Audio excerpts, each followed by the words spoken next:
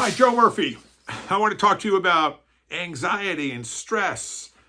It's something that bothers a lot of people, and a lot of people during this time of the holidays actually feel it, and it causes a lot of pressure on the inside. Sometimes it's released on the outside. Now, I'm going to give you a couple tools, or maybe one tool today, and I'll go over some other tools later, that comes out of a book that I wrote, I guess 3 years ago, and it's called Reinventing Yourself, Getting Past the Past. It's about getting past your past. You know, we all have past, and we carry it forward into the present and into the future. We like the past so much, and we keep on dwelling on it and rehearsing in our mind everything that happened. But I'll come back to that one in a different video. I want to introduce you to a term. It's an important term. It's called anticipatory anxiety. Anticipatory anxiety. It is exactly what it sounds like. It's anticipating the anxiety, or let's say it this way. It is the event. Here's the event. And I'll label it event so you can see it. This is the event. And this is you. It might be a speech. It might be a meeting. It might be a date. But you're anticipating the anxiety before the event even takes place. And this can go on for hours, can go on for days, and it also can go on for weeks.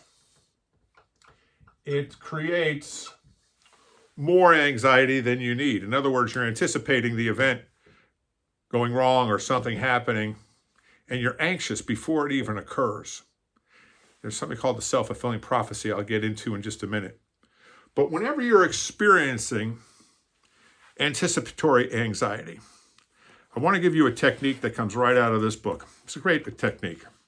Or when you're going into a meeting, or if you're going into an event, to reduce the anxiety, because it's a feeling. You're using basically, I'm going to say the right side of your brain, which is not actually accurate, but I divide the brain into two hemispheres, the right side and the left side. The right side is more feeling, emotional, creative, some of those great things, and some of the bad things. On the left side is the more logical or linear, 1, 2, 3, 4. I'm going to give you a technique that works exceptionally well. Don't forget this. It's called 150 minus 7 technique. And what you do is in your mind, without a calculator, this might be a little difficult, you calculate 150 minus 7, and you go backwards. 150 minus 7 is 143. Minus 7 is how much? 136. Minus 7, 129. But you're doing it in your head. What this does, it moves the emotion away from the being pervasive, not overthinking. Don't use that term. Your emotions becomes pervasive, and what the logic does when you do this in your mind, you can go all the way back down to how far you can see yourself doing this.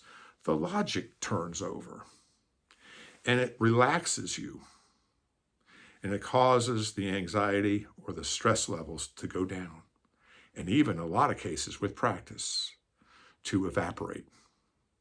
I'm Joe Murphy. Try the 150 minus 7 technique, and I guarantee you it'll reduce the anxiety. And if you're interested in the book, it is on Amazon. It's called, once again, Reinventing Yourself. I don't think I have this one discounted. I've got all my other books discounted. Every one of my books that I make money on, I'm sending the money to wounded warriors. So that's my charity. I'm Joe Murphy, and I am here for your success. Thanks for watching.